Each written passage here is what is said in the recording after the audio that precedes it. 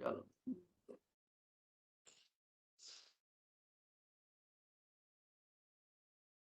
नमो अरहन्ताणं नमो सिद्धाणं नमो आयर्याणं नमो उवज्झायाणं नमो लोये संवसाहूणम् ऐसो पंचनमुक्कारो सर्वपावपनाशनो मङ्गलानं च सर्वेसिं परमं हवै मङ्गलम्।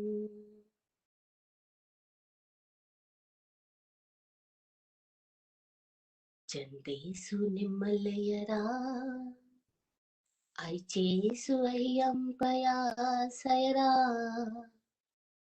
सागरवर्गम्भीरा सिद्धा सिद्धिं मम दिशन्तु सिद्धा सिद्धिं मम दिशन्तु।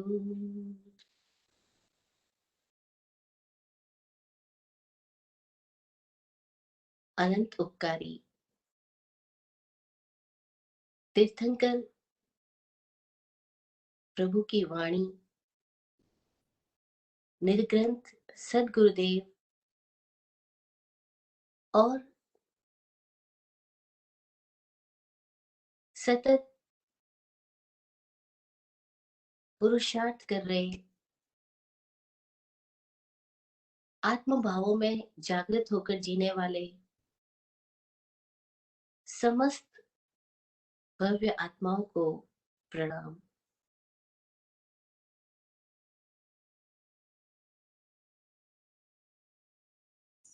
विराट गुरुदेव के चरणों में प्रणाम।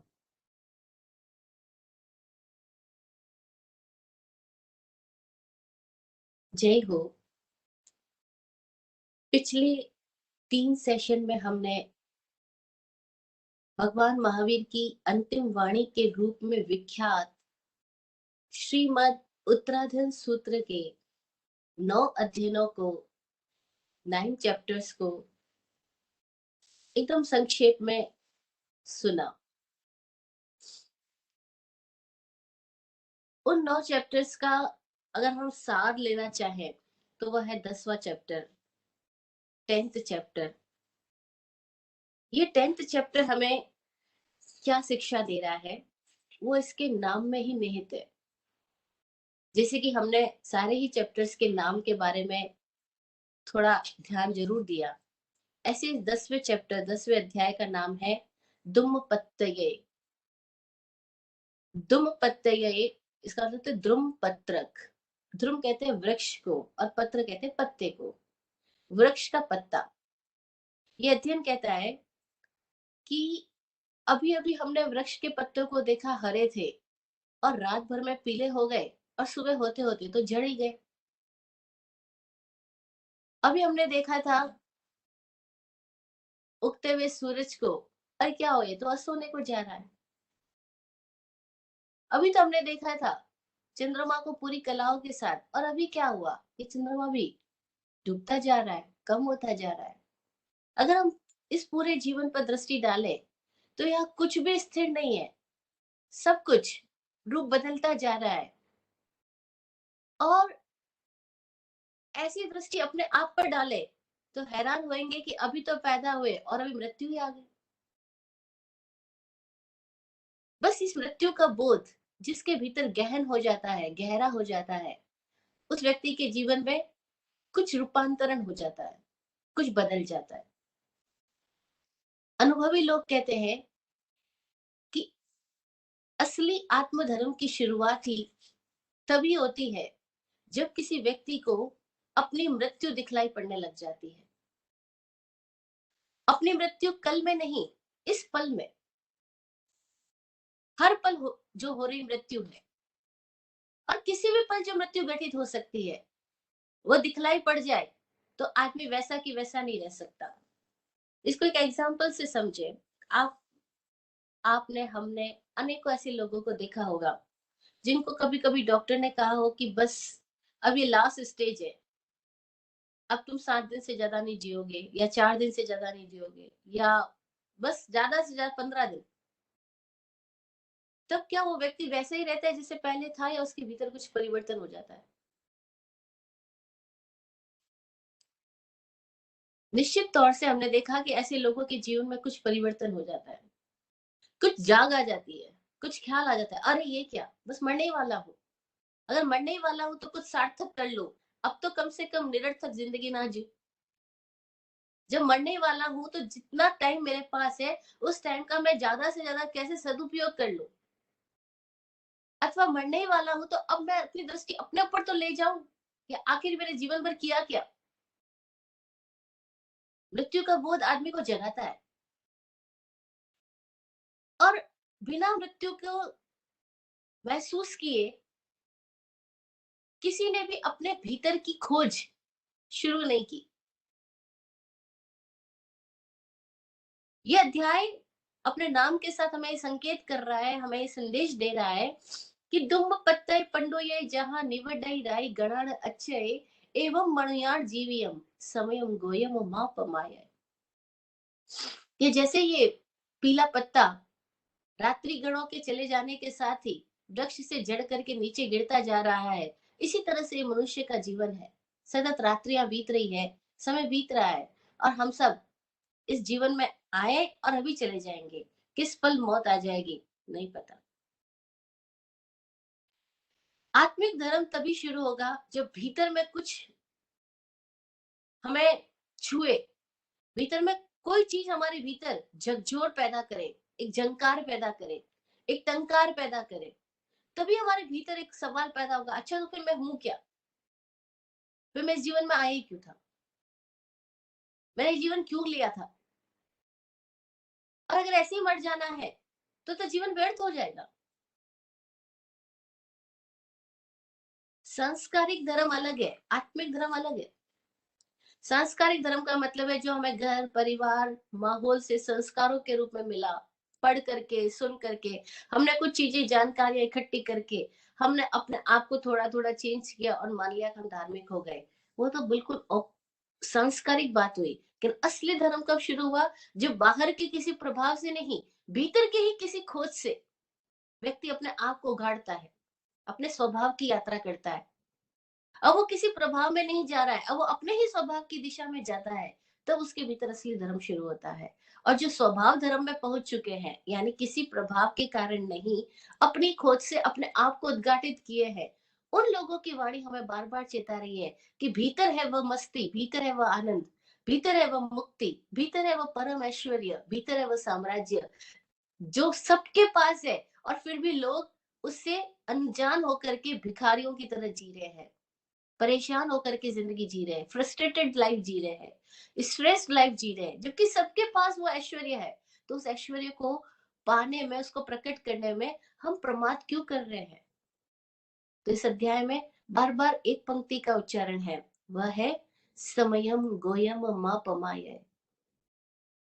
लोग सोचते हैं ये पंक्ति महावीर ने इंद्रपुति गौतम को कही कि हे गौतम, समय मात्र का भी प्रमाद मत कर। किस लिए प्रमाद मत कर? क्योंकि ये जीवन चला जाएगा और बड़ी मुश्किल से मिला है।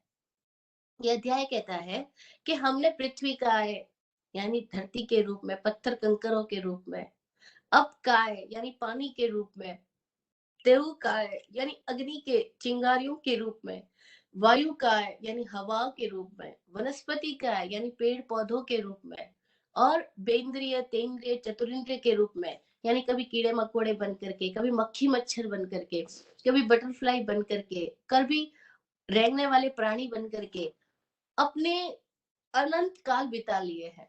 पीछे देखे तो हम न जाने कहां से चलते हुए यहाँ पर आ रहे हैं।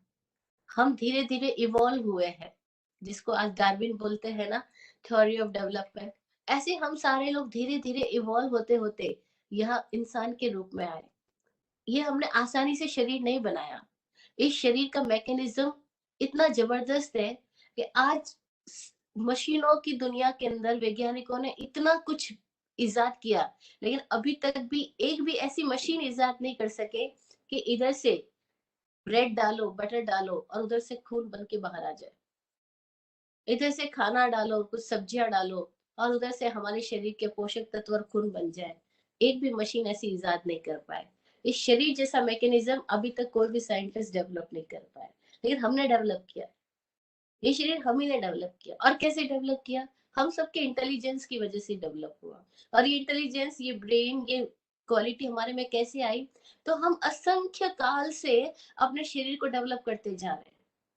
ऐसे ही नहीं हुआ। जैसे अभी हम आज की दुनिया में देखें, कभी कोई व्यक्ति जो 1 बीएचके में रहता है, मतलब 1 रूम वाले घर में रहता है, तो वो कितनी ट्राई करता है कि किस तरह से मैं ऐसा पैसा कमा लूँ, ऐसी डिज़ाइन बना सकूँ कि मेरे पास 2 बीएचके हो जाए या 3 बीएचके हो जाए।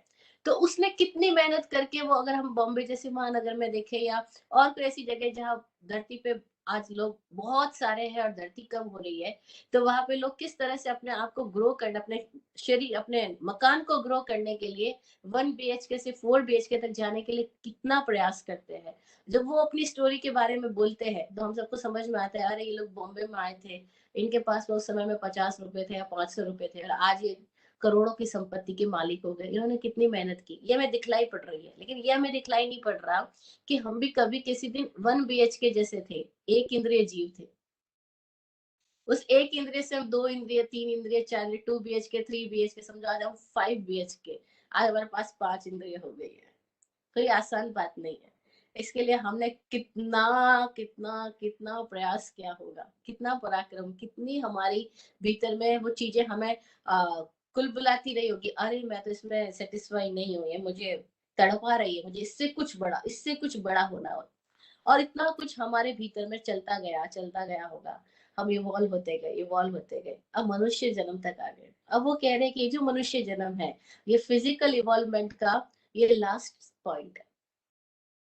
इससे नेक्स्ट अब कोई और स्टोरी नहीं बनाई जा सकती, कोई और लेवल नहीं बनाया जा सकता। फिजिकल डेवलपमेंट का ये लास्ट सिरा आ गया कि हम इंसान हो गए। अब एक ही डेवलपमेंट बाकी है जो हो सकता है, और उसकी पॉसिबिलिटी हमारे पास है। वो क्या है? कि हम इंटरनली, अब एक्सटर्नली डेवलपमेंट तो नहीं हो सकता, अब इंटरनली डेवलप्ड हुआ जा सकता है। अब कॉन्शियसली डेवलप हुआ जा सकता है। फिजिकल तो हो गया, अब एक ही डायमेंशन में हम डेवलप हो सकते हैं, वो कॉन्शियस डायमेंशन। लेकिन क्या होता है, हम सारे लोगों का ध्यान ही उस दिशा में नहीं जाता। तो हमारा ध्यान उस दिशा में जाए, इसीलिए ये अध्याय हमें प्रेरणा दे रहा है। ये चैप्टर हमें लगातार इस बात के लिए इंस्पायर कर रहा है कि अपना अटेंशन जो है इस डायरेक्शन में लगाओ कि हम जो इस शरीर तक आए हैं वो हम इजीली नहीं आए, और अभी शरीर में आने के बाद में भी हमें जो कुछ बाहर की सर्कमस्टेंसेस मिली है वो भी इजीली नहीं मिल गई है। क्योंकि कितने लोग हैं जो शरीर में आने के बाद में भी विकलांग है। किसी के पास आँख नहीं है, किसी के पास हाथ नहीं है, किसी के पास सुनने की क्षमता नहीं है, किसी के पास बोलने की क्षमता नहीं है। सब अलग-अलग तरीके की स्थिति में जी रहे हैं। कितने लोग ऐसे जो शरीर में आने के बाद में भी ऐसे क्षेत्रों में पैदा हुए हैं, जहाँ पर उनको कोई उत्तम धर्म सुनने को नहीं मिल सकता है। जहाँ पर उनको समझ डेवलप करे ऐसी एजुकेशन भी नहीं मिल रही है। ऐसे कितने-कितने मनुष्य हैं, जिनको पूरी ज़िंदगी कीड़े-मकोड़ों की तरह ही जी रहे हैं, क्योंकि उनके पास में दूसरी तरह का एनवायरनमेंट ही नहीं है। अरे! हमारे पास तो वो एनवायरनमेंट है कि हमें अपनी फिजिकल नीड्स के ऊपर बहुत ज़्यादा ध्यान देने की ज़रूरत ही नहीं है, वो ऑटोमेटिकली फुलफिल हो रही है। अब हम इतने अच्छे लेवल पे आए क्यों? मैं कई बार सवाल करती हूँ, कई सारे बच्चों के साथ में जब बातचीत करती हूँ तब, कि आप इतने अमीर कुल में क्यों पैदा हुए? इतने पैसे वाले परिवार में क्यों जन्मे? क्यों तुम्हारे मम्मी-पापा ने तुमको प्रेस्टीज, पैसा, एवरीथिंग सब कुछ इज़िली अवेलेबल कराया? तो कई बच्चे ऐसा जवाब देते हैं, अच्छा हमने पिछले जन्म में अच्छा किया होगा। कई कहते हैं हमें नहीं पता हम क्यों आए। देखो, पिछला जन्म हम में से किसी को नहीं पता। और ये भी हमें नहीं पता है कि हम ये सारे वातावरण के अंदर ऐसे ही आ गए क्या? नहीं, ऐसे ही नहीं आए हैं। इसलिए आए हैं कि इतने तक का तो डेवलपमेंट हो चुका। अब नेक्स्ट डेवलपमेंट के लिए हमको इधर पीछे मुड़ के देखने की ज़रूरत नहीं है। अब नेक्स्ट के लिए हमें अपना पूरा टाइम, एनर्जी जो है वो अपने आप के लिए इन्वेस्ट करने का, हम अपने आप को और कॉन्शियसली कैसे डेवलप कर सकें। इसलिए हम यहाँ पर आए। ये मनुष्य जीवन की इतनी महत्ता, सारे वेद, पुराण, शास्त्र सब भरे पड़े हैं, जो कहते हैं कि सबसे बड़ा चमत्कार अगर कुछ है तो मानव का जीवन है। सबसे दुर्लभ कोई चीज है तो मानव का जीवन है। तो पहले मैं सोचा करती थी बहुत सालों पहले कि ये फालतू बात क्यों कही जाती है, शायद हमें वैसे ही महान बनाने के लिए या वैसे ही एक इम्पोर्टेंस दिलाने के लिए। भाई हम क्यों महान है, क्योंकि मैं तो इतने इंसानों को देख रही हूँ, वो तो अपनी टाइम बस पूरी कर रहे हैं, उनको पूछो जिंदगी कैसे जी रहे हैं, बोले बस टाइम पास कर रहे हैं, बोले ऐसी कट रही है। अच्छा ऐसी क्यों कट रही है, करना क्या है, रोज वही खाना पीना लड़ना झगड़ना फिर सो जाना फिर उठना फिर मनाना फिर कमाना फिर हारना, इस जिंदगी में रखा क्या है। अगर हम आउटर लेवल लेयर पे अपनी लाइफ की स्टोरी को देखें तो ये पूरी स्टोरी है क्या, भाई दो द्वार की स्टोरी है, एक खाने की और एक निकालने की। बस हर जगह से हम इकट्ठा करते हैं फिर निकल जाता है, चाहे कितना भी हो, संयोग हो जाता है फिर वियोग हो जाता है। अब वो रिलेशनशिप में हो, वो खाने में हो, वो पैसे में, इन एवरीवेयर बस दो ही तो दरवाजे, एक इनकमिंग होती है एक आउटगोइंग होती है, और हम पूरी टाइम इनकमिंग की तरफ नजर लिए बैठे रहते हैं, चिंता करते रहते हैं, और जिनके आउटगोइंग हो रही है वो उसको लेकर के चिंता कर रहे हैं लगातार, बस ऐसी ही तो जिंदगी जी रहे, क्या इसीलिए मानव जीवन मिला। तो मैं सोचती थी ये शास्त्रों ने ऐसी बात क्यों कही, भरोसा सा नहीं होता था। फिर कुछ टाइम के बाद में जब कुछ घटा, कुछ लेयर्स हटी, और कुछ ऐसे एग्जाम्पल सामने आए अपनी लाइफ में भी और कुछ प्रेरणाओं के द्वारा भी, तब समझ में आया अरे ये मानव वाकई महत्वपूर्ण है। मुझे लगता था, लोग कहते हैं ये छोटी सी जिंदगी है, छोटी कहाँ है, तो लोगों को 70 साल भी काटना बहुत मुश्किल लगता है। लोग तो वेट करते हैं कब मौत आए और कब जाए, हम ऐसे ऊपर से तो दिखने पे ऐसा लगता है, बाकी पता नहीं मौत आने पर क्या होगा उनके अंदर। तो मुझे लगता था ये ऐसी बात क्यों कर रहे हैं कि छोटी सी जिंदगी है, जैसे इस अध्ययन में भी बार बार आएगा ईतरियम याऊ ये तो बहुत छोटी सी जिंदगी है, तो छोटी सी जिंदगी क्यों है। लेकिन फिर समझ में आया हाँ जिंदगी भी बहुत छोटी पड़ जाएगी अगर भीतर की दिशा में काम शुरू हुआ तो। और क्यों महत्वपूर्ण है, क्योंकि ये मनुष्य का जो शरीर है, इस शरीर में ही कमाल है। कमाल क्या है कि ये जो पूरा अस्तित्व है, जो पूरा ब्रह्मांड है, इस पूरे ब्रह्मांड का जो बीज है वो मानव शरीर है।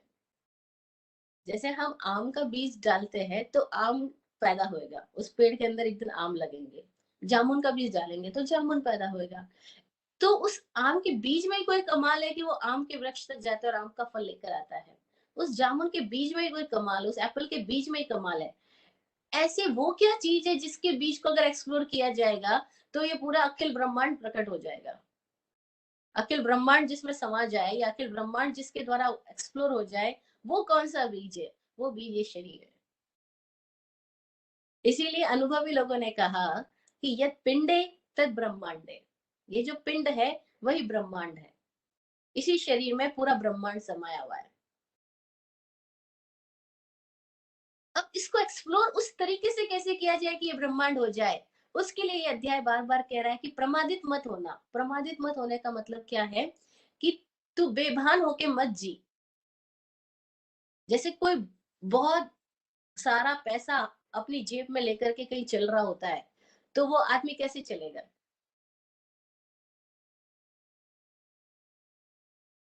आपके पास सारे खजाने की चाबियां हो और वो चाबियां आपको लेकर के कहीं एक जगह से दूसरी जगह जाना है, कैसे जाओगे, बेभान होकर के या होश पूर्वक, ख्याल रखते हुए अपनी खजाने की चाबियों का, अपने पैसे का, अपने क्रेडिट कार्ड्स का, सबका ख्याल रखते हुए चलोगे ना। ऐसे ही वो लोग कह रहे हैं कि तुम्हारे पास अनंत ऐश्वर्य है, ये वो बीज है जो ब्रह्मांड को प्रकट करता है, ये वो बीज है जो केवल ज्ञानी बनाता है, ये वो बीज है जो आपको भगवान बनाता है। अब आप इस बीज का ख्याल करो, प्रमादित मत हो जाओ।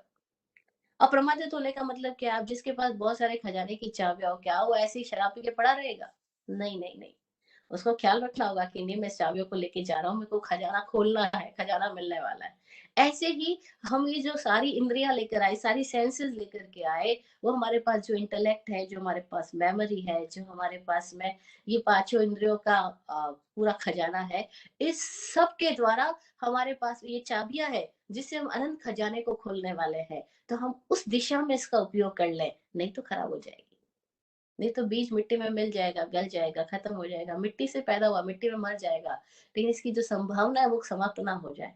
तो अपनी संभावनाओं के प्रति, यानी अपनी अनंत क्षमताओं, अनंत योग्यताओं के प्रति ये अध्ययन हमें लगातार चोट कर रहा है कि समयम गोयम माँ पमाये, हे समय, हे आत्मा, गोयम इसका नेक्स्ट दूसरा मीनिंग बता रही हूँ। वैसे तो गोयम गौतम स्वामी के अर्थों में लोग कह रहे हैं, लेकिन यहाँ गोयम का अर्थ है गोयम, गौतम, यानी इंद्रियों के अंधकार में तू प्रमादित मत होना।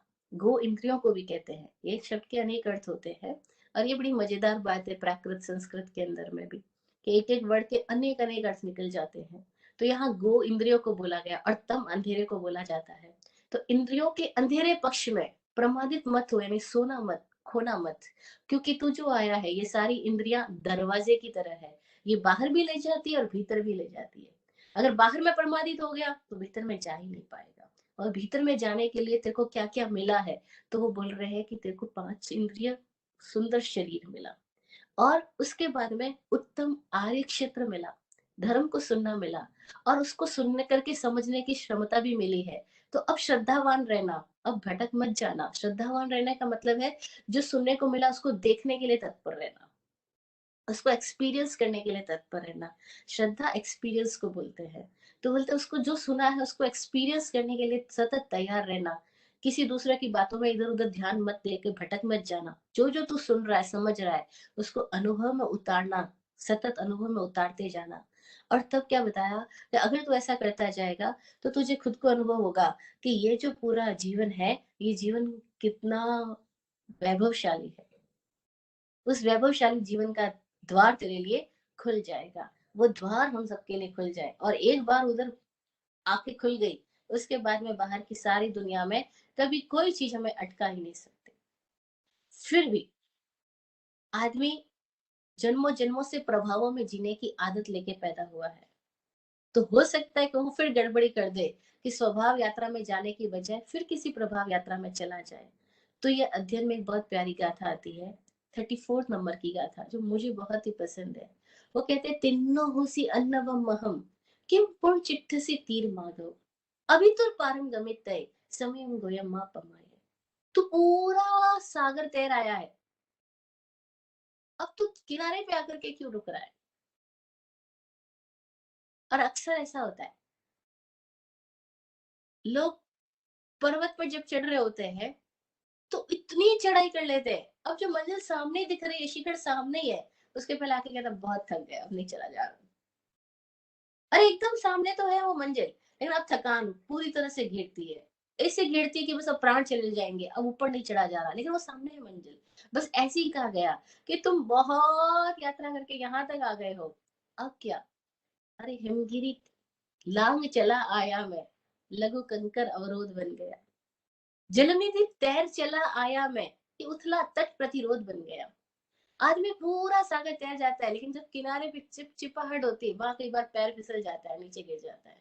और अक्सर ऐसा होता है, पूर्णता के एक क्षण पहले ही आदमी के भीतर से अतीत की आंधी इतनी तेजी से चलती है, और उसको लगता है मम्मी की याद आई, पापा की याद आई, प्यार मोहब्बत की याद आई, धन संपत्ति की याद आई, अपने किसी परिचित की, किसी नाम की याद आई, और आदमी फिर किसी प्रभाव में चला जाता है कि नहीं मैं उनके लिए, अरे नहीं उनके लिए नहीं, अपने भीतर कोई एक ऐश्वर्य है, उसके लिए हम हैं।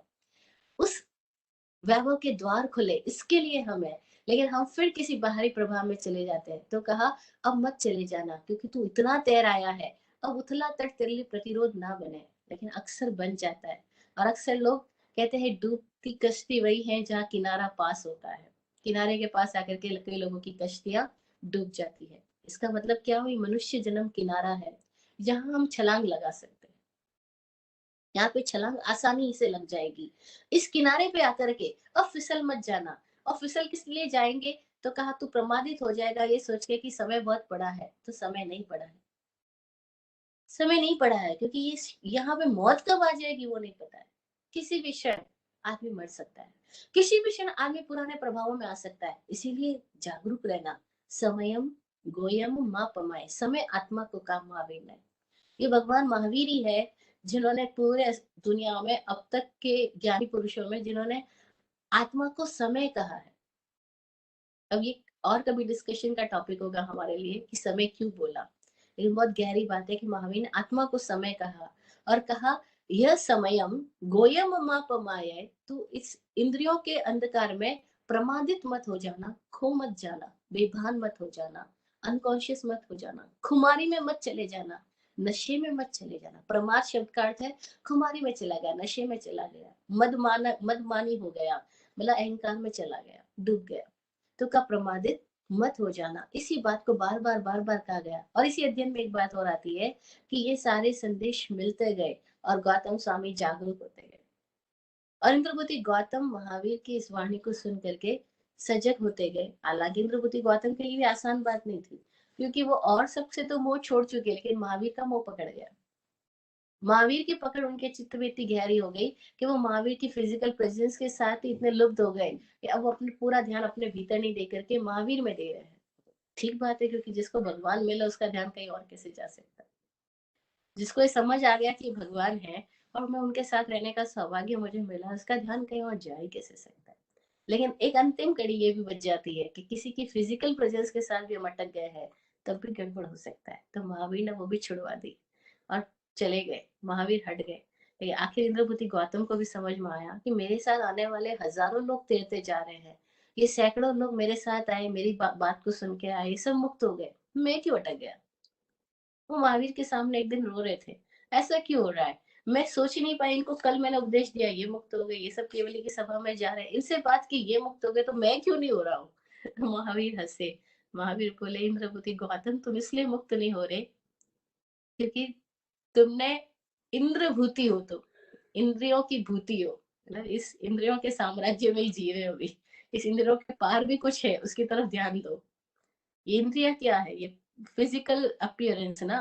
तो मेरी भी फिजिकल अपीयरेंस में अटक रहे हो, तो इंद्रभूति हो गए ना। नाम जैसा है वो ऐसे ही नाम नहीं रखा, इंद्रभूति, ये इंद्रियों की भूति में ही, इंद्रियों के ऐश्वर्य में ही अटक रहे हो।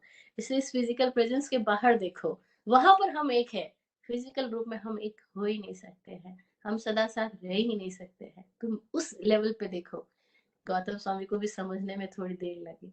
कई बार कुछ झटके लगते तभी आदमी को समझ में आती है। उनको भी एक झटका लगा कि महावीर उनको बोले बिना चले गए, मुक्त हो गए, शरीर को भी छोड़ के चले गए। तब झटका लगा, वो जागे। और कहते हैं इस अध्याय के लास्ट में गाथा आती है कि इंद्रभूति गौतम भी सिद्ध हो गए। अकलेवर श्रेणी मुसिया सिद्धिम गोयम लोयम गच्छसि खेमं च शिवम अणुतरम समयम गोयम मापमाय। कि वो भी अकलेवरों की श्रेणी में चले गए। अकलेवर मतलब शरीर रहित अवस्था में पार पहुंच गए। और जैसे वो हो गए, वैसे हम सब भी क्षण क्षण सजग रहे और सोच इस ख्याल के साथ जिए कि परम ऐश्वर्य हमारे भीतर है। हम उस खजाने की तरफ अपनी दृष्टि डालें, ये जीवन इसके लिए मिला है। अब उस खजाने की तरफ जाने के लिए ऐसे तो नहीं चले जाएंगे, कोई तो रास्ता, कोई टेक्निक चाहिएगी हमको कि कैसे वो चाबी से ताले खुलते कैसे। अभी चाबियां है ये समझ में आ गया, फाइव सेंसेस, इंटेलेक्ट, ये सब चाबियों की तरह है। अब इन चाबियों को अपने भीतर की दिशा में प्रयोग कैसे लेके जाएंगे, प्रयोग कैसे करेंगे, वो कौन बताएगा। तो उसके लिए 11th चैप्टर कहता है बहुसूय पूज्या, बहुश्रुत पूजनीय है, बहुश्रुत पूज्य है। बहुश्रुत कौन है, तो ये 11 चैप्टर वापस हमें फर्स्ट चैप्टर की तरफ एक जर्नी पर लेके जाता है। जैसे फर्स्ट चैप्टर विनय की बात बता रहा था, ये 11th चैप्टर में बताता है कि संजोग का विपर मुक्तस्य अणगारस्य भिक्षुणो आयारम पाव करिसामी अणुपूर्वम सुने में। मैं उस आचार की बात करूंगा, यानी उस टेक्निक की बात करूंगा। आचार का मतलब यहाँ टेक्निक है। मैं उस टेक्निक की बात करूंगा जिससे कोई व्यक्ति अपने भीतर के ऐश्वर्य के दरवाजे खोल सकता है। लेकिन वो टेक्निक किसको मिलेगी, यहाँ पर टेक्निकल कोई भी तरह की टेक्निकल ट्रेनिंग के लिए हम जब जाते हैं तो हमारी बहुत तरह की परीक्षाएं होती है। जैसे किसी को आईएएस आईपीएस के लिए जाना है, किसी को इंजीनियर बनने के लिए जाना है, तो उसके पहले एंट्रेंस के पहले उसकी बहुत तरह की परीक्षाएं होती है, एग्जामिनेशन होते हैं, इंटरव्यूज होते हैं। ऐसे हम सबकी भी बहुत सारी परीक्षाएं होने वाली है। क्या हम तैयार हैं परीक्षा के लिए? Are we ready for it? हमारा भी इंटरव्यू होने वाला है, एग्जाम होने वाला है। चलो मैं स्टार्ट करती हूँ एग्जाम की बातें करना, देखते हैं हम में से कौन कौन रेडी है। तो ये अध्याय की बात के साथ कर रही है, अध्याय चैप्टर बोल रहा है कि देखो ये 5 क्वालिटीज जिसके अंदर है वो तो इस टेक्निक को कभी अवेल नहीं कर सकेंगे। वो 5 क्वालिटीज क्या है, एक्चुअली तो डिसक्वालिटी है, लेकिन फिर भी हम यहाँ 5 को भी क्वालिटी दे रहे हैं। उसमें बोल रहे हैं पहली चीज, अह पंचहिम ठाणेहिम जेहिम शिक्षा न लग भाई। ये 5 स्थान ऐसे जिसको शिक्षा नहीं मिल सकती है, जिसको ट्रेनिंग नहीं मिल सकती। वो है थंबा कोहा पमायणम रोगेण आलस्य। पहली चीज है थंबा। थंबा का मतलब है जो अटक गया है, खंबे की तरह हो गया है। अपन मारवाड़ी में तो थंबा बोलते भी है, खंबे को बोलते भी है। और मराठी में भी लोग बोलते हैं थांबो, यानी रुक जाओ, ठहर जाओ। खंबा मतलब जो कहीं अटक गया है, कहीं ठहर गया है, किसी बात पे अड़ गया है, एकदम जिद्दी बन गया है, किसी विचार पे अड़ गया। और ऐसे हमारे में से लाखों लोग हैं, कोई कमी नहीं है जो हमारे अंदर ये क्वालिटी ना हो कि हम सब अटके हुए हैं। कहीं सिद्धांत पे, बात व्यवहार पे, मान्यता पे स्टक अप हो गए हैं एकदम, जैसे कि मेरे साथ कुछ हो ही नहीं सकता, जैसे कि जिंदगी बेकार है, जैसे कि जीवन तो दुख ही है। अब कोई किसी ने एक मान्यता पकड़ ली और बस अटक गया, जैसे 5 बार में तो मोक्ष हो ही नहीं सकता। ये भी एक मान्यता है, किसी को नॉलेज ही नहीं मोक्ष है क्या यही नहीं पता। लेकिन बस ये एक लाइन इतनी फेमस कर दी गई है सबने कि बस ये तो मोक्ष हो ही नहीं सकता। मोक्ष क्या ये भी नहीं पता, आ रहा क्या ये भी नहीं पता उनको। थोड़ा डीप में जाके खोद के पूछो तो पता है व्हाट इज आ रहा, कहाँ से आया पांचवा, कहाँ से आया चौथा, आर्य का मतलब क्या है कुछ भी नहीं पता। लेकिन एक लाइन पकड़ के अटक के बैठ गए बस। तो ऐसी कितनी लाइन हम सब ने पकड़ ली होगी, थंबा बन गए हैं। तो बोल रहे जो थंबा है वो तो इस इंटरव्यू में भी आगे प्रोग्रेस ही नहीं कर सकता, वही अटक जाएगा, वो शिक्षा प्राप्त करने के योग्य ही नहीं है। और क्रोधी, प्रमादी, तीसरी चीज, सेकंड चीज है क्रोधी। गुस्से में ही रहता है। गुस्से में रहने का मतलब उबला हुआ है, सतत आवेश में ही है, जब शांति नहीं तो सुनेगा क्या, देखेगा क्या। पमायणम प्रमादी है। प्रमादी मतलब जो नशा करके सोया पड़ा है, और वो नशा विचारों का नशा है, वो पद का नशा है। जैसे कईयों ने मान लिया मैं तो आचार्य बन गया, अब अपने आप को आचार्य मान लिया, वो भी नशे में चले गए। मैं तो साधु बन गया।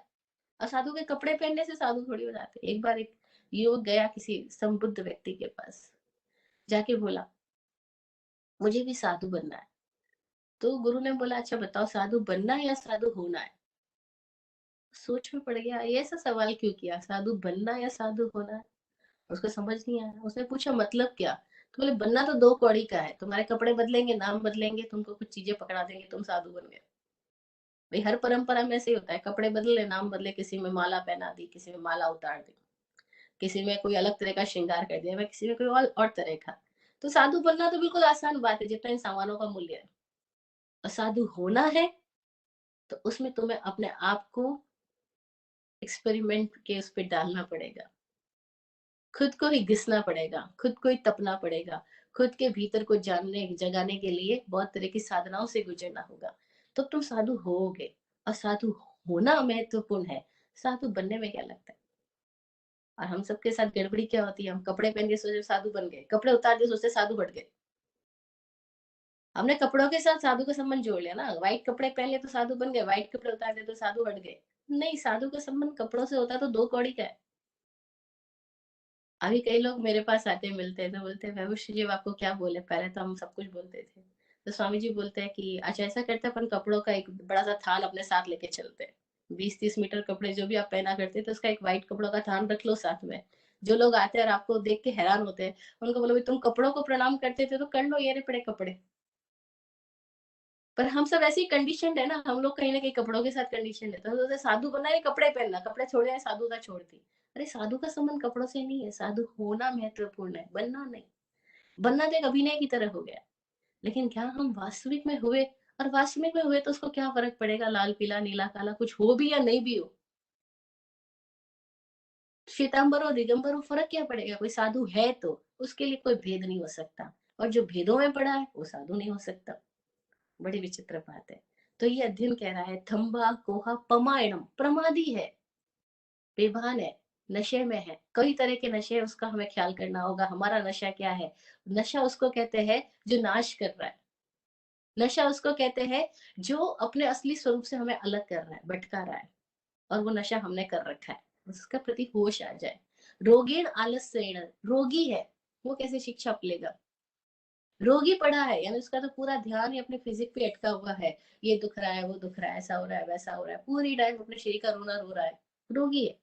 रोगी का एक अर्थ भी जो रोना ही गाता रहता है। रोगी रोने का ही गीत गाता रहता है।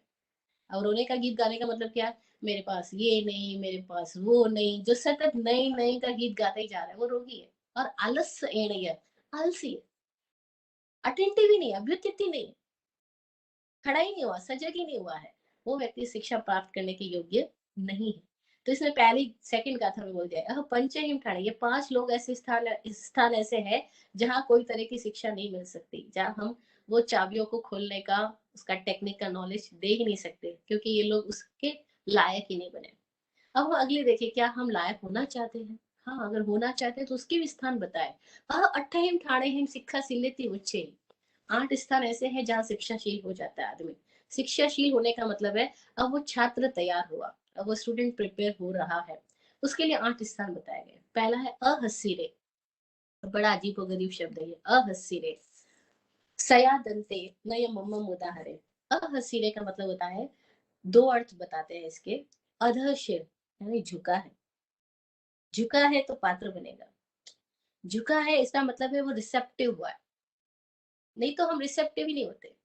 मोस्टली मैं विराट गुरु जी के साथ रही, अभी मैं स्वामी विकास जी के साथ रह रही हूँ, ये दोनों इनलाइटेड लोग, और मैंने क्या देखा इनके साथ में, कि बहुत सारे लोग आते हैं मिलने के लिए, इनको सुनने के लिए भी, लेकिन अधिकतर लोग सुनते ही नहीं। क्यों नहीं सुनते?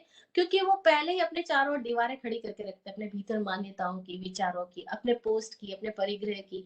और तब उनको ऐसा लगता है कि ये जो बातें कही जा रही तो शब्द है, तो हमें पता, हमने तो बहुत किताबें पढ़ी, अथवा वो पहले ही लेक्चर, मतलब वो अपना ही लेक्चर दिए चले जाते हैं, अपनी बात बोले जाते हैं। सुनने के लिए चाहिए शांत होकर आदमी बैठे तो सही, लेकिन वो शांति और मौन में बैठना, वो तो पॉसिबल ही नहीं होता। सबको लगता है उतावल, जल्दी से मैं अपनी बात कहूँ, और सब अपनी अपनी अपनी अपनी बोले जाते हैं।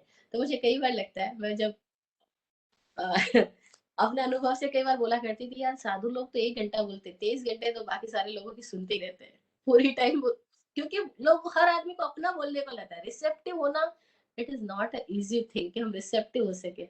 रिसेप्टिव होने के लिए धैर्य, शांति, मौन, और अपने भीतर विचारों का भी मौन चाहिए, तो आदमी के रिसेप्टिव हो पाएगा। तो यहाँ पहला शब्द है अहसीरे। अहसीरे का मतलब है सिर झुकाओ, यानी रिसेप्टिव, लेने के लायक तो हो। ऐसे बोलते हैं ना, बारिश जब होती है, तो भाई बारिश जब होती है तो पहाड़ों पे भी हो रही है, मैदानों में भी हो रही है, लेकिन पहाड़ों पे जो बारिश हो रही है, पहाड़ फिर बारिश बंद होती है, सूखे की सूखे। और जो मैदान होते हैं, जो निचली स्थितियां हैं जमीन की, वहां पे धीरे धीरे धीरे धीरे गड्ढे बनते जाते हैं, पानी इकट्ठा होता जाता है, ताल तलैया, फिर तालाब, फिर कुआं, बावड़ी, ये सारी चीजें बनती है, पानी इकट्ठा हो पाता है। क्यों हो पाता है? क्योंकि वो खुले थे और खाली थे। तो शिक्षा पाने के लिए हमारे अंदर ये क्वालिटी हो कि हम खुले हो, रिसेप्टिव हो और खाली हो, तो ही तो कुछ अंदर जाएगा। अगर पहले से भरे भराए है तो भीतर कैसे जाएगा? तो पहला वर्ड है अहस्सिरे। इसी का एक सेकंड मीनिंग भी है, क्योंकि मैंने कहा शब्दों के अनेक अर्थ हैं। अहस्सिरे का अर्थ होता है हंसने वाला नहीं। हंसने वाला नहीं का मतलब क्या हुआ? इतनी बार ये मैंने अपने अनुभव से जाना है कि जैसे ही गुरु कुछ बात बोलता है, तो शिष्य उसको हंसी में टाल देता है। अच्छा वाह, ठीक है, ऐसे ही कहा होगा, या हंसने लगता है, लेकिन वो उस बात की गहराई में जाने के लिए तैयार नहीं होता। और अक्सर लोग हंस हंस करके वो अपनी इमेज को प्रोटेक्ट करने की कोशिश कर लेते हैं, लेकिन अपने भीतर गहराई में जाने के लिए एक शांत रिसेप्टिविटी चाहिए, वो प्रकट ही नहीं हो पाती। तो इसका पहली जो क्वालिटी बताई है 8 स्थानों में, वो है अहस्सिर, यानी हंसी में टालने वाला ना हो, हंस के उड़ाने वाला ना हो। और अधशिर, झुक करके स्वीकार करने वाला हो। सया दंते, सदा दांत हो। दांतों का मतलब है अपने भीतर स्थिर हो। दांत का अर्थ परंपरा ऐसे करती है, दमन करने वाला हो। दमन करने वाला यानी खुद को सप्रेस करने वाला हो। नो नो, यहाँ सप्रेशन की बात नहीं है। दांत शब्द का अर्थ वहां बताया गया है कि जो व्यक्ति अपने भीतर अपने आप को कंट्रोल में रख सकता हो, खुद पर खुद का कंट्रोल कर सकता हो। वो अहसिरे सया दंते नय मम्मम उदाहरे, किसी को कठोर वचन कहने वाला, किसी की गुप्त बातों को प्रकट करने वाला ना हो। अगर कोई व्यक्ति सीक्रेट्स ओपन करता रहता है, इसका मतलब है कि वो अब गहरे सीक्रेट्स के लायक है ही नहीं। अब वो भीतर की यात्रा में नहीं जा पाएगा, क्योंकि वहां तो बहुत सारे सीक्रेट्स ओपन होने वाले हैं। लेकिन ये तो इतना भी नहीं पचा पाता कि किसी ने इसको कोई बात बताई है वो पूरी दुनिया में फैलाएगा। किसी की कोई गुप्त बात पता लगी है, जब तक वो दूसरे को ना कह दे उसको चैन ही नहीं। उसको कहते हैं खाना नहीं पचता जब तक हम बोल ना ले। तो कई लोग बोलते हैं हम खाए भी ना रह सकते, बोले भी ना नहीं रह सकते बाबा। बोलना तो उनके लिए अनिवार्य स्थिति है कि वो बोलेंगे तभी वो हल्के होंगे, उसके बिना उनको नींद भी नहीं आ सकती। कुछ लोगों की तो इतनी आदत होती है, जब तक 4-5 घंटे की वो गॉसिपिंग ना कर ले, तब तक उनको लगता है कि आज का दिन तो सार्थक ही नहीं हुआ। मतलब सोने से पहले उनको गॉसिपिंग की तो ज़रूरत ही है। तो वो 4-5 घंटे फ़ोन करेंगे, चैटिंग करेंगे, कुछ भी करेंगे, गॉसिपिंग करेंगे, तब उनको लगेगा हाँ, अब ठीक है। अब ये नहीं पता लग रहा कि हमने सारी टाइम एनर्जी जो गॉसिपिंग में लगाई है, इसका मतलब है हम जो शिक्षा पाने के योग्य हो सकते थे, अब नहीं रह पाएँगे। क्योंकि हम चूक जाएँगे। कहीं और गहरे तलों पे जाने से हम चूक गए, हमारी सारी एनर्जी तो गॉसिपिंग में चली गई। तो नयमम्मम उदाहरे, सीक्रेट्स ओपन करने वाला ना हो, मार्मिक वचन कहने वाला ना हो। फिर आगे बताया कि कैसे वो व्यक्ति योग्य होगा, उसके स्थान क्या-क्या है? तो अहसीरे सयादंते नयमम्मम उदाहरे, ना सीले न विसीले, न सिया ऐलोलुए, अकोहणे सच्चरय सिक्खा सिलते बच्चे। वो ना असील हो ना विशील हो। अशील और विशील का मतलब है कि उसका जो कैरेक्टर है, वो ऐसा ना हो कि वो खुद भी कन्फ्यूज़ है और लोगों को भी कन्फ्यूज़ कर रहा हो। जैसे कई लोगों को आदत होती है तरह-तरह के अभिनय करने की। अब वो अभिनय उनके लिए तो वो जीवन ही है। कर तो वो अभिनय रहे, लेकिन वो ऐसे ही कर रहे हैं जैसे कि वही उनकी लाइफ़ है। तो इसी तरह से वो पूरे टाइम अलग-अलग चेहरे बनाते रहते हैं, अलग-अलग लोगों की वो मिमिक्री करते रहते हैं। अलग-अलग वेशभूषा के अंदर अ, जाकर के अपनी पहचान बनाने की कोशिश कर रहे होते हैं। तो उसका ना सीले ना विसीले, अपने कैरेक्टर को लेकर के ऐसे ना हो कि आप विशील हो जाओ, विचित्रशील वाले हो जाओ।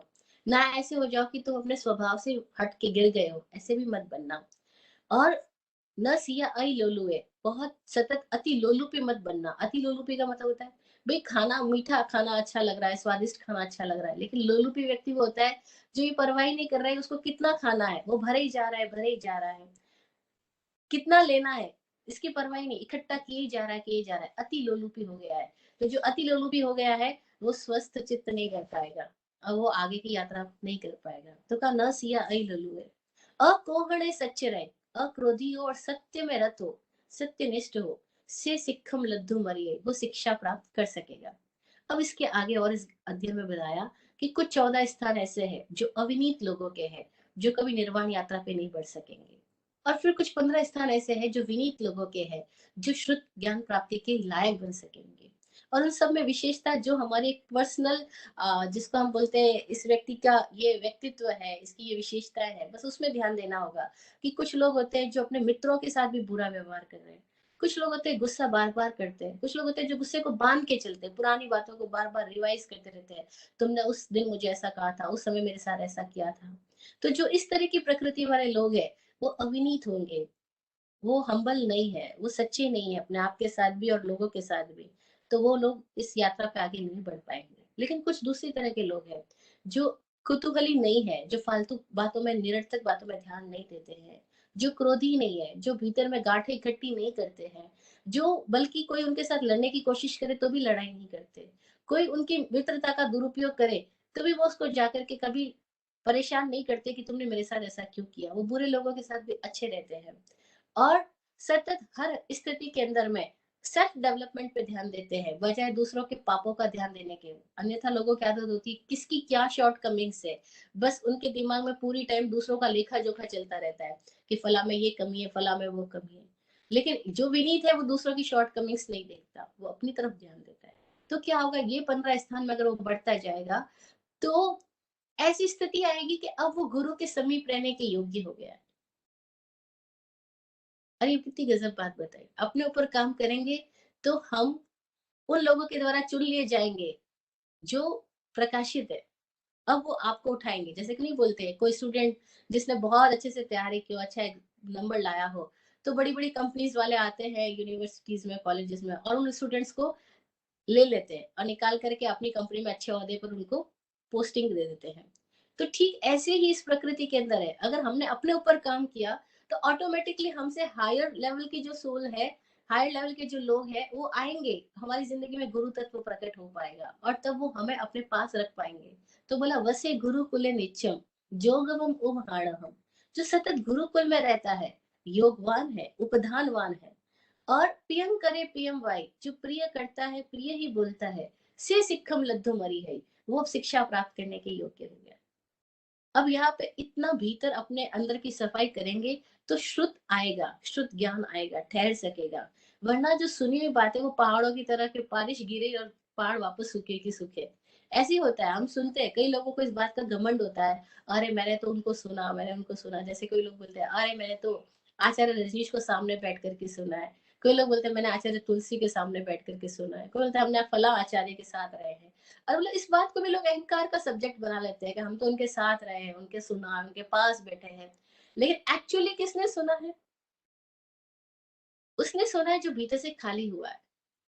उसने सुना है जो भीतर से खुला रहा है। उसके भीतर ज्ञान ठहरा है। जो जोगवान हुआ है, संयमवान हुआ है, उपधानवान हुआ है, यानी जिसने अपनी क्षमताओं को अपने भीतर में सुरक्षित रखना और अपने भीतर में डेवलप करना सीखा है, अपनी क्षमताओं का दुरुपयोग जो नहीं कर रहा है। तो बोला जो इतनी क्वालिटी होगी तो अब बहुश्रुत होने की पात्रता पैदा होगी। और यहाँ बहुश्रुत का मतलब किताबें पढ़ करके ही पंडित हो जाना नहीं है।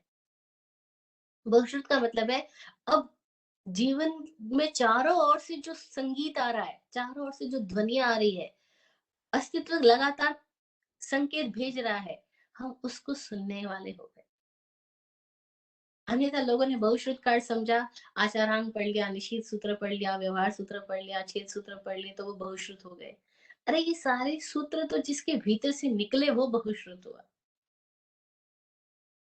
जिसके भीतर से संगीत फूट रहा है अब, वो बहुश्रुत हुआ। लेकिन वो संगीत कब फूट पाया? जबकि वो संगीत को सुनने के योग्य हो गए।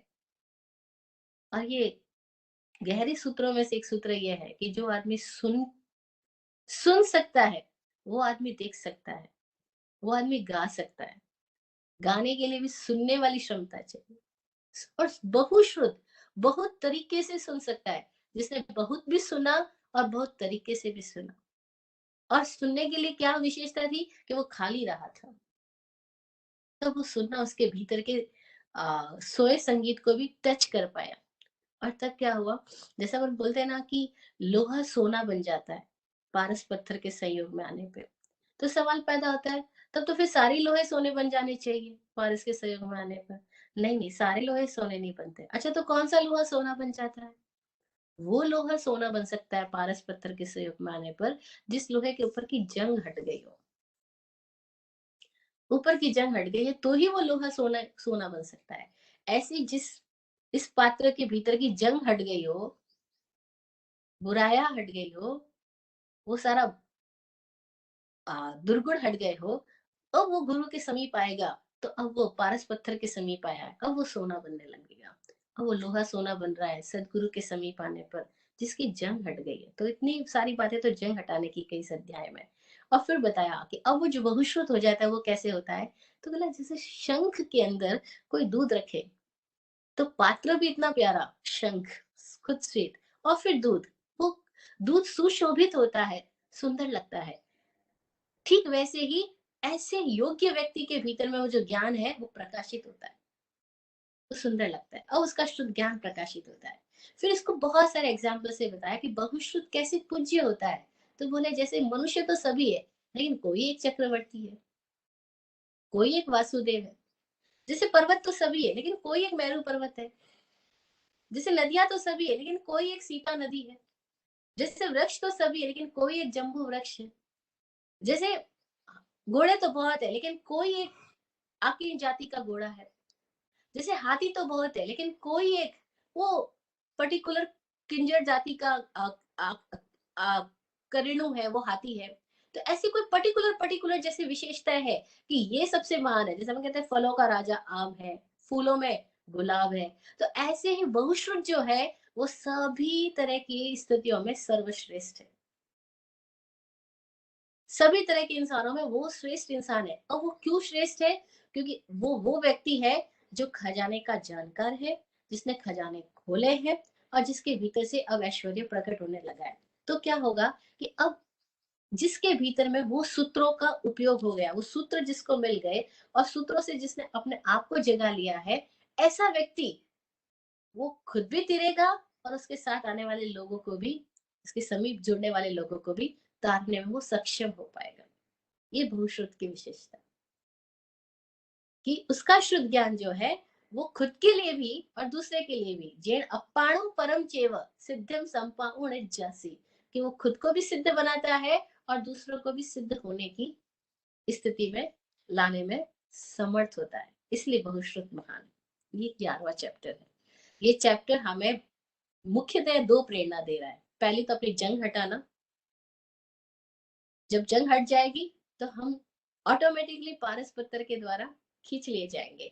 हमारे जीवन में ऐसे महापुरुष आएंगे जो हम लोहे को सोना कर दे।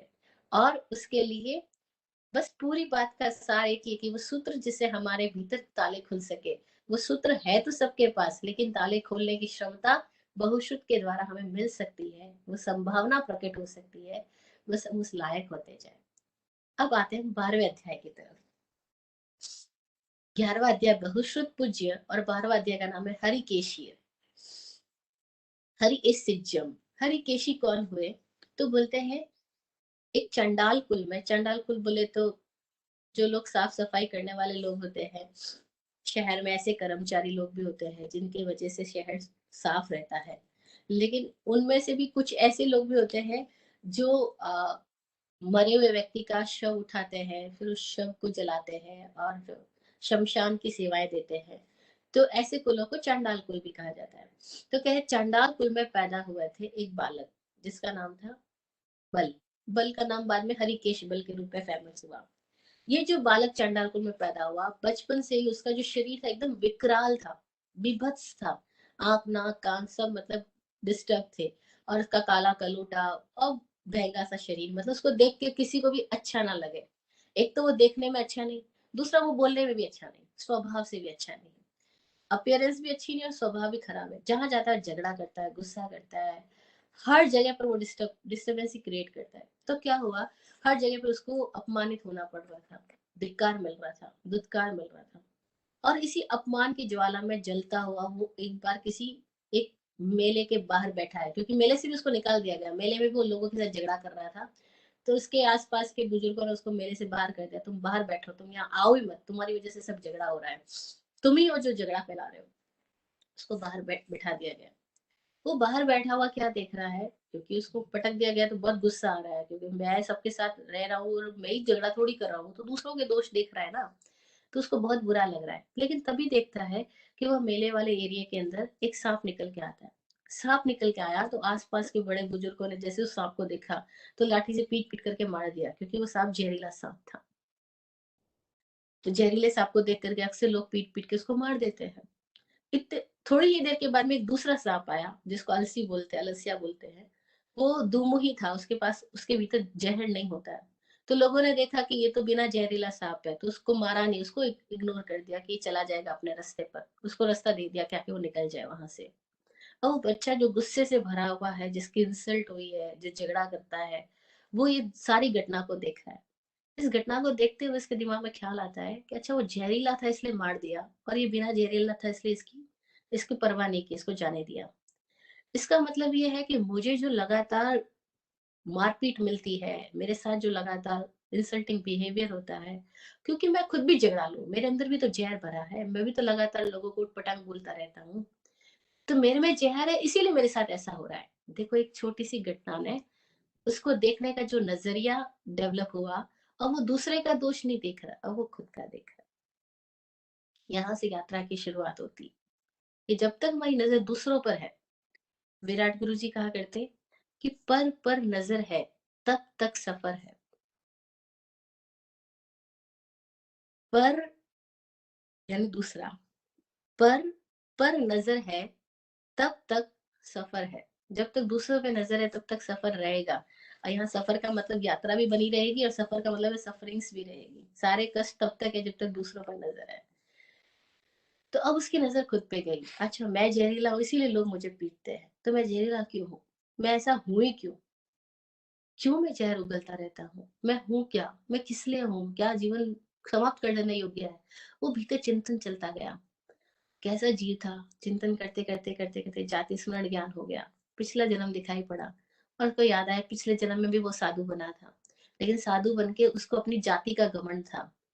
ओ मैं तो ब्राह्मण हूँ। ब्राह्मण उस जमाने में बहुत ऊंची जाति, आज भी मानी जाती है, बहुत अपने आप को पौष मानते हैं, अरे मैं तो ब्राह्मण था और मैं बहुत सुंदर था। और मुझे इस बात का अहंकार था अपनी जाति का और अपनी सुंदरता का। और उसी अहंकार के कारण से मैं वापस डाउनफॉल हुआ कि मैं यहाँ चांडाल कुल में पैदा हुआ, क्योंकि ऊंची जाति का घमंड किया तो नीची जाति में आके पैदा होना पड़ा। अपने रूप का घमंड किया तो इतना विकराल रूप मुझे आज मिला। अब उसको अपने पिछले जन्म की सारी स्टोरी समझ में आ गई कि मैं साधु था, लेकिन मैंने साधु बन के भी घमंड नहीं छोड़ा। और जिन जिन चीजों का घमंड करता है आदमी, उसके अभाव के पॉइंट पर उसको पहुंचना ही पड़ता है। अब उसको अपनी गलती समझ तो आ गई, और साथ ही ये समझ में आ गया कि मैं वहां पे चूकता गया, साधु बना लेकिन अपने साथ ईमानदार नहीं रह पाया। अपनी आलोचना पैदा हुई, आलोचना पैदा हुई, आंखों से आंसू निकलने लगे। और अब उसको समझ में आ गया उसको इस जीवन में क्या करना है, क्योंकि उसकी आंख खुल चुकी है, एक नई दृष्टि मिल गई है। अब वो उन बाकी लोगों के बीच में क्यों रहेगा जो अभी बातों में खोए हैं, जिनकी आंख खुद पे लगी नहीं है। तो वो उन लोगों के साथ अब नहीं रह सकता, वो निकल गया, निकल गया, वापस से साधु बन जाता है, वापस तपस्या के मार्ग को अपनाता है, मौन रहता है, मास मास कमर की तपस्या करता है। और आज वो उस तपस्या के पारने के अंदर एक यजवाड़े में पहुंचा है। यजवाड़े का मतलब है जहाँ यज्ञ हो रहा है, जहाँ बहुत सारे ब्राह्मण उपस्थित है, कोई गुरुकुल सा है, वहां पे वो पहुंच जाता है। वहां पहुंच करके वो भिक्षा मांगता है। अब वो भिक्षा मांग रहा है, मांस खमण का पातना है उसको। लेकिन वो जो बाकी के सारे यजवाड़े में मौजूद सो कॉल्ड सिविलाइज्ड लोग हैं, जो अपने आप को बहुत मानते हैं कि हम तो शिक्षक लोग हैं, हम तो ब्राह्मण है, हम तो उच्च कुलीन है, वो उस साधु को आते हुए जब देखते हैं, अब क्योंकि वो समण बना है, निर्ग्रंथ बना है, उसके पास में अल्प वस्त्र है और वो भी सब गंदे हैं, और उसको चेहरा वेरा सब कुरूप है उसका, तो उसको देखते ही वो ब्राह्मण जो है वो उसके ऊपर गुस्सा करते हैं। वो बोलते तुम यहाँ पे क्यों आ गए? वो बोलता भिक्षा लेने के लिए आया हूँ, भिक्षा काल उपस्थित हुआ है, बोलो भोजन का समय आया है, मैं भिक्षा लेने के लिए आया, मुझे भिक्षा दे दो। तो बोलते भिक्षा तो है लेकिन तुम लोगों के लिए नहीं है, तेरे जैसे के लिए तो बिल्कुल भी नहीं है, क्योंकि उसको देखते उनके अंदर क्रोध पैदा हुआ है, दिखने में वो इतना कुरूप है ना। तो वो कहते तुम्हारे लिए भिक्षा नहीं है, ये भिक्षा तो उन लोगों के लिए है जो वेदों के जानकार हैं, जो पंडित है, जो शास्त्र ज्ञानी है, उन लोगों के लिए है। तो कहते हैं अच्छा कोई बात नहीं, जैसे तू उन लोगों को देते वैसे मुझे भी दे दो, तुम्हें क्या फर्क पड़ेगा, जब इतना खाना बना है, उन लोगों को तुम खिला रहे हो ब्राह्मणों को, तो मुझे भी तो खिलाया जा सकता है। जैसे कोई किसान होता है तो वो बीज खाली जमीन के ऊपर हिस्सों में थोड़ी बोता है, नीचे भी बोता है, जमीन अलग अलग जमीनों में बीज बोता है, ऐसे तुम मुझे भी तो भिक्षा दे सकते हो। बोले नहीं नहीं, तुम्हें तो दे ही नहीं सकते, क्योंकि तुम क्या जानते हो। अब ये बात सुनी तो वो जो मुनिराज थे, कहते हैं उस मुनिराज की सेवा में एक यक्ष मौजूद था। वो यक्ष उनके भीतर से बोलता है कि तुभ्यत वो भार धरा गिराणम, कि तुम जो कहते हो कि मैं वेदों को जानता हूँ, वे या अहिया न जानंती लोयम, तुम बकवास करो, तुम वेदों का एक अक्षर भी नहीं जानते। अब जो वेद पाठी ब्राह्मण है, उनके सामने कोई विकराल सा काला कलूटा सा दिखने वाला भिक्षु, जिसका पतला सा शरीर है कंकाल की तरह, वो ये बात कह दे कि तुम तो सारे के सारे गधे हो, मूर्ख हो, तुम वेद का एक अक्षर भी नहीं जानते।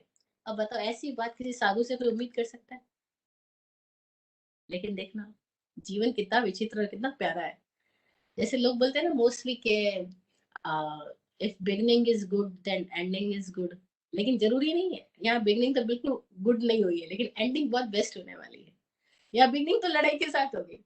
और वो साधु बोल रहा है उन वेद पाठी ब्राह्मणों को, तुम तो खाली गधे हो, मूर्ख हो, भार ढो रहे हो वेदों का, शब्दों का भार ढो रहे हो, तुम्हें वेद का एक अक्षर भी नहीं पता। तुम्हें ये पता ही नहीं है कि यज्ञ किसे कहते हैं, ये पता ही नहीं है स्नान किसे कहते हैं, ये पता ही नहीं है वेद किसे कहते हैं, पता ही नहीं है ज्योति किसको कहते हैं। ये बात सुन के तो ब्राह्मणों को बहुत गुस्सा है। वो बोले मारो पीटो इस आदमी को, ये कौन आदमी जो हमारे इस यज्ञशाला में आकर के खलल पैदा कर रहा है, इसे इस लायक ही नहीं, मारो इसको। वो लोग मारने के लिए तैयार होते हैं। इतने में ही जो मेन याजक है, जो मेन ब्राह्मण है जो यज्ञशाला का, उसकी पत्नी बाहर निकल के आती है। वो पत्नी एक राजकुमारी रही है, भद्रा नाम है उसका। उस राजकुमारी ने जैसे ही उस मुनिराज को देखा, वो समझ गई अरे ये तो वही मुनिराज है जिनको मेरे पिता मेरी आ, मुझे सौंप गए थे कि भाई तेरी शादी इसके साथ करेंगे। अब ये क्यों शादी इसके साथ करेंगे, इसके पीछे भी एक स्टोरी थी कि वो जो राजकुमारी थी उसने भी उस साधु को एक बार इंसल्ट किया था। वो पेड़ के नीचे साधु ध्यान में बैठे थे, राजकुमारी उसी पेड़ के अंदर मौजूद यक्ष देवता की पूजा करने के लिए गई थी। तो राजकुमारी ने जब देखा ये काला कलूटा सा गंदा सा आदमी यहाँ पे क्यों बैठा है, उसने थूक दिया। जब थूक दिया तो यक्ष देवता जो साधु की पूजा करते थे, क्योंकि यक्ष देखते थे साधु के भीतर की अवस्था को, उसकी मुक्ति को, उसकी क्षमा को, उसकी सद्भावना को। ये बात उस यक्ष को समझ आ रही है, उस वृक्ष को समझ में आ रही है, लेकिन बाहर देखने वाले चमड़ी की आंख वालों को नहीं समझ में आ रही है। और अक्सर ऐसा होता है। जानवर समझ जाते हैं कई बार, देवता समझ जाते हैं, लेकिन इंसान इंसान को समझ पाए, जरा जटिल बात है। क्योंकि इंसान केवल बाहर की अपीयरेंस को देख रहे होते हैं। और यही उस राजकुमारी ने गड़बड़ी करी ना, और उसने थूक दिया उसके ऊपर। जब थूका तो यक्ष को गुस्सा आया, और यक्ष उस राजकुमारी के शरीर में आकर के उसके शरीर को विकराल करने लग गया। उसके अंदर बेचैनी, बीमारियां, रोग पैदा कर दिया। तो राजा ने हर तरीके का इलाज करवाया अपनी बेटी के लिए, लेकिन जैसे कोई किसी को कोई भूत पिशाच लग जाता है तो उसकी स्थिति कैसी होती है, ऐसी राजकुमारी की स्थिति है। राजा इलाज करवा रहे, वो ठीक नहीं हो रहा। तो फिर यक्ष ने राजा को बोला कि अगर तुम, इसने इस साधु का अपमान किया है, अगर तुम अपनी बेटी को इस साधु की सेवा में अर्पित कर दो, इसका विवाह उनके साथ करा दो, तो मैं इस बेटी के शरीर से निकल जाऊंगा और तुम्हारी बेटी को बीमारियों से मुक्त कर दूंगा। कहते हैं राजा पहुंचे साधु के पास में अपनी बेटी को देने के लिए। तो मुनिराज बोले, भाई मैं तो ब्रह्मचारी मुनि हूँ, अपने आत्म धर्म में प्रवृत्त हुआ हूँ। मैं किसी स्त्री को छूता भी नहीं, देखता भी नहीं, मेरे लिए सभी दुनिया एक समान है, लेकिन मेरे को किसी से कोई संबंध नहीं बनाना है। मैं तो अपने आप में हूँ, इसलिए कृपा करके आप अपनी बेटी को ले जाइए। अब एक मुनि को दी हुई बेटी छोड़ दी गई मुनि के द्वारा, उसको परित्यक्ता बोलते हैं। और जो परित्यक्ता होगी, जो छोड़ दी गई है, अब उसको क्या करेंगे? कोई राजकुमार तो लेगा नहीं, कोई राजा, तो उसकी शादी फिर किसी ब्राह्मण के साथ कर दी गई। अब वो उस ब्राह्मण की पत्नी है। अब वो उसने देखा कि मुनिराज के ऊपर ये मेरे यज्ञशाला के सारे ब्रह्मचारी, ये सारे स्टूडेंट्स जो है वो आक्रमण कर रहे हैं, तो उसको रोकने के लिए जाती है। वो रोकने के लिए जाती है और कहती है, तुम जानती नहीं ये कौन है, तुम इनके बाहरी रूप में मत जाओ, इनकी बाहर की जाति पे मत जाओ। ये भीतर में बहुत महान ऊंचे तपस्वी साधु है, और इन तपस्वियों का अगर गुस्सा निकल आया ना, तो पूरी नगरी को जला डालेंगे। और तुम इनको बिल्कुल भी डिस्टर्ब मत करो, इनको क्रोध में मत आने दो। क्योंकि इनके साथ बात करने का मतलब है जैसे कोई आदमी पर्वत को अपनी नाखूनों से खोदना चाहे, कि नाखून से खोद खोद के पर्वत को खोद लूंगा। कोई ये चाहे कि मैं लोहे के चने अपने दांतों से चबा लूंगा, कोई ये चाहे कि मैं जलती आग के ऊपर अपने पैर रख लूंगा। अरे ठीक इस तरह से मुनि के साथ तुम बिहेव मत करो, तुम गड़बड़ी कर रहे हो। लेकिन उसकी कौन सुनता है? जब गुस्से में कोई आदमी होता है, ना तो अपनी पत्नी की सुनता है, ना किसी और की सुनता है। तो सब लोग गुस्से से भरे हुए थे। सबने उस साधु को मारा, मारा पीटा। और उस साधु के भीतर में जो यक्ष उसकी जो सेवा में रहता है, वो यक्ष से ये सब बातें देखी नहीं गई। उसने क्या किया, जैसे राजकुमारी ने कहा था, इस साधु को अगर करोगे तो कुछ भी तपस्वी खराब कर सकता है, ऐसे लोक में डर होता है तपस्वियों से। और मैंने देखा है साक्षात कि बहुत सारे लोग केवल साधुओं से इसलिए डरते हैं। पहले तो बात, साधु से डरना ही नहीं चाहिए, लेकिन साधुओं से डरते हैं। वो इसलिए डरते हैं कि अगर ये गुस्से में आ गए थे, हमारा विनाश कर डालेंगे, ऐसी मान्यता है लोक में। अब उसकी राजकुमारी की बात को सुनकर के वो जो यक्ष था, जो साधु की सेवा में रहा करता था, क्योंकि उसने साधु की तपस्या को देखा था, वो साधु की पूज्य भाव से सेवा कर रहा था। तो उसने क्या किया, उन सारे ब्राह्मण जो वहां मौजूद थे, उन सबके शरीर में आतंक पैदा कर दिया। अब वहां सबको खून की उल्टी आ रही है, किसी का मुंह उल्टा ऊपर हो गया है, किसी की आंखें ऊपर की ऊपर रह गई है, किसी की जीभ निकल आई है। इस तरह से सारे ब्राह्मणों की स्थिति उटपटांग हो गई। अब उनको लगा अब क्या होगा, ये साधु के हमने इन साधु को पीटा इसलिए हमको फल मिल रहा है, ऐसा हमारे साथ तो गड़बड़ हो रही है। अब वो राजकुमारी की बात, मतलब ब्राह्मणी की बात सुन पाए, और सबने क्षमा मांगनी शुरू करी। बोले हमें क्षमा कर दो, हमने देख लिया कि जाति की विशेषता नहीं है, तप की विशेषता है। अब हम भी स्वीकार करते हैं कि हम नहीं जानते, हमने वेदों को पढ़ा है, लेकिन हम वेदों के अर्थ नहीं जानते, क्या आप हमें बताएंगे? तो वो शांति से बैठे, और मुनिराज को बोला, आप भिक्षा ग्रहण कर लीजिए। हम मुनि तो जानते, मैं यहाँ भिक्षा लेने नहीं आया था, मैं तो यहाँ शिक्षा के लिए आया था। कोई ना कोई शिक्षा की बात हो ही जाएगी, भिक्षा तो बहाना था। ऐसा ही है, कोई ज्ञानी लोग किसी के घर में पहुंचते हैं तो लोग सोचते हैं, अरे इनको खिलाएंगे पिलाएंगे, अरे ये मेहमान हमारे ऊपर भार हो गया, ये हो गया। लेकिन वो ज्ञानी तो जानते हैं हम यहाँ कुछ खाने नहीं आए, तो कुछ देने आए। लेकिन खाना दिखलाई पड़ेगा, जो दे रहे ज्ञानी वो तो दिखलाई नहीं पड़ेगा। वो तो बिल्कुल ही डिफरेंट लेवल की घटना है। गुरु के द्वारा जो दिया जा रहा है वो तो कोई कोई देख पा रहा है, पर हम गुरु को क्या दे रहे हैं वो दिखलाई पड़ रहा है। अरे हमने गुरु के लिए इतना खर्चा किया, हमने ये किया वो किया, वो सब तो दिखलाई पड़ रहा है। गुरु ने क्या दे दिया, वो कहाँ किसी को दिखाई पड़ रहा है। तो वो हरिकेश मुनि जी कह रहे हैं कि मुझे खाने का कोई प्रयोजन नहीं है। बोले, सब बोलते क्षमा करो क्षमा, बोलो बोले मेरे तो क्षमा ही है। मेरे लिए तो ना पहले तुमसे कोई परेशानी थी, ना अब कोई परेशानी है। और तुम्हारे साथ जो ये व्यवहार हुआ वो मेरी वजह से नहीं हुआ, वो यक्ष की वजह से हुआ। ये यक्ष जो सेवा में रहता है, वो सहन नहीं कर पाया, इसलिए उसने तुम्हारे साथ ये व्यवहार किया। मेरी तरफ से तो हमेशा ही क्षमा है, कोई मुझे किसी से कोई शिकायत नहीं है। अब सबने उनको पारना कराया, मास खमन का पारना कराया, उनको घेर के बैठ गए। बोले अब हमें बताओ कि आप किसको तप बोलते हो, कैसे यज्ञ करते हो, असली यज्ञ क्या होता है, असली स्नान क्या होती है। और इस अध्याय के अंदर बड़ी गजब की घटना बताई गई है कि यहाँ एक समण उन ब्राह्मणों को असली यज्ञ का परिचय कराता है, वेदों का असली ज्ञान देता है और कहता है कि ये जो यज्ञ होता है वो अपनी ही इंद्रियों को अपने भीतर की आग में जलाना है। अब भीतर बाहर नहीं जलाना है, आग सबके भीतर है। तो वो जोई जीवो जोई ठाणम, ये जीव ही है जो ज्योति स्थान है, हम सबके भीतर अग्नि है, ज्योति है।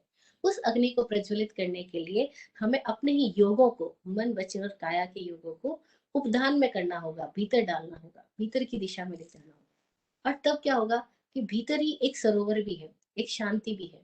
धम्म तित्थे, धम्मे हरये, भीतर ही एक सरोवर है जो धर्म का सरोवर है, जो स्वभाव का है। वहां कौन कौन व्यक्ति जाता है, तो बोला अत्त प्रसन्न ले से, जो प्रसन्न होकर के अपने भीतर गति करता है, उसके आगे की यात्रा होती है। मतलब पहली बात तो उदास मत रहना कभी भी, मैं नहीं हूं, नहीं पहुंचा, इसको भी लेके उदास नहीं होना। प्रसन्न रह करके, प्रसन्न चित्त होकर के, जो अपने आत्मा में संतुष्ट होकर के अपने भीतर शांति तीर्थ में स्नान करता है, अब उसको बाहर के स्नान की जरूरत नहीं होती। एक गजब का शायर हुआ उर्दू का, जिसने एक लाइन बोली थी कि सरापा पाक है धोए जिन्होंने हाथ दुनिया से, नहीं हाजत की वो पानी बहाए सिर से पैरों तक। कि जिसने इस दुनिया से हाथ धो लिए, अब उसको सिर से पैरों तक पानी बहाने की जरूरत नहीं है। तो बोला असली स्नान तो भीतर की स्नान है, धर्म ही तीर्थ है, धर्म ही वो शांति का स्थान है। जो ऐसी असली स्नान कर लेता है, उसको फिर बाहर के स्नान की जरूरत नहीं है। और असली यज्ञ में आपको क्या, किसकी आहुति देनी है, तो बोला क्रोध की, मान की, माया की, लालच की, निंदा चुगली राग द्वेष, इन सारी चीजों की आहुति करनी है। हमें जीवों को मार के यज्ञ नहीं करना है, हमें इस भीतर के जीव के अंदर ही यज्ञ करना है। और तब भीतर में यज्ञ होगा तो क्या होगा, यज्ञ शब्द भी बड़ा प्यारा है। विराट गुरु जी इस यज्ञ शब्द का बताते थे, य यानी संबोधन, जुड़ाव, संबंध स्थापित करना, और ज्ञ यानी ज्ञान, जो भीतर के ज्ञान से संबंध करवाए, जो भीतर के ज्ञान को उद्घाटित कराए, उसका नाम यज्ञ है। और उस यज्ञ के लिए भीतर की यात्रा के सारे सूत्र उस हरिकेश बल मुनि ने उन ब्राह्मणों की सभा में जब दिए, तो सारे ब्राह्मण नतमस्तक हो गए। उन्हें लगा असली ब्राह्मण होने का अर्थ हमें अब समझ में आया। तो बोला असली यज्ञ और असली वेद भीतर की बातें हैं, और जो बाहर है, हमने उस बाहर को इतना महत्व दे दिया कि भीतर को छोड़ दिया। बाहर तो केवल इस बात का प्रतीक था कि हम इसके माध्यम से कैसे अंदर जा सकते हैं, लेकिन लोगों ने प्रतीकों को पकड़ लिया। तो इससे भीतर आओ। और ब्राह्मण की आंखें खुली और उनको लगा कि हाँ, हम सब घमंड में जा रहे थे अपने बाहर की रूप को देख करके, लेकिन आपको देख के लगता है कि सक्षम को दी से तवो विशेषो, न दी से जाय विशेष कोई। साक्षात तब महत्वपूर्ण है, जाति नहीं। सारे मदों को हम छोड़ते हैं। वो अहंकारी और उद्धत ब्राह्मण उस दिन निरअभिमानी हो गए। और यहाँ पर ये भी कह सकते हैं एक चमत्कार को नमस्कार हुआ, क्योंकि सबने साक्षात अनुभव देखा। और अनुभव होने के बाद में सबकी बुद्धि पलटी। कोई ना कोई जिंदगी में ऐसी घटना आती है जब अनुभव होता है, और तब बुद्धि पलट जाए और खुद की दिशा में लग जाए, तो मजा हो जाता है।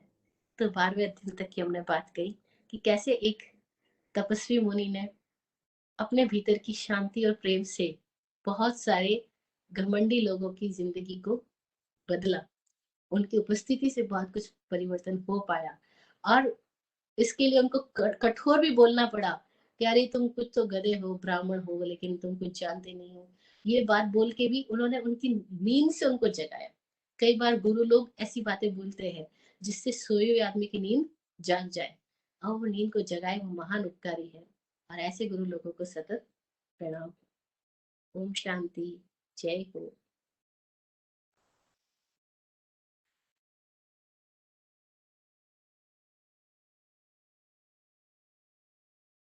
Once again, it's just very, very impressive, Rikoshi जी. बहुत बहुत अच्छा लेसन रहा है. और एक एक क्वेश्चन मुझे हुआ है, वो नेक्स्ट आपको भेजूंगा, तो आप नेक्स्ट सेशन में देंगे. वो अपने साधना की जो बात की ना, तो वो जो आज सुबह जो बात हुई थी वो तपस्या के लिए थी.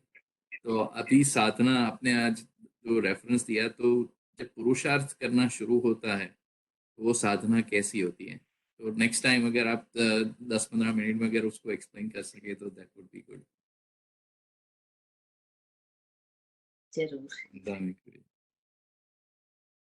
आप फूलो फलो हो जिंदगी मखमल मुलायम, आपकी हर खुशी पे है हमारी जान सदके, दुआ करते हैं चुपचाप दिल की थाप से हम, रहे जाते नवाजे हर घड़ी अरमान सबके, अमन और चैन से गुजरे आपका वक्त सारा, रुख पे खिलती रहे यूं रूह की मुस्कान खुल के, रुख पे खिलती रहे यूं रूह की मुस्कान खुल के।